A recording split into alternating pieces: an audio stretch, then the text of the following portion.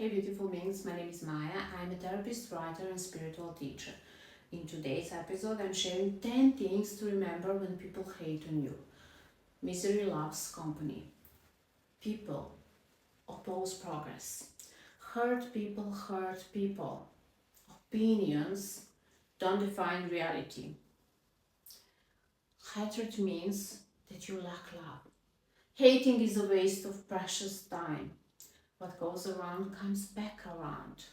Lonely and bored people crave attention.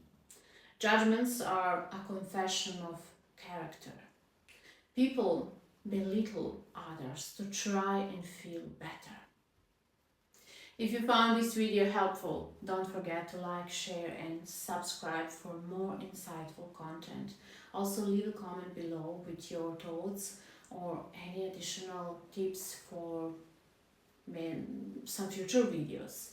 And let's continue our conversation. See you in the next episode.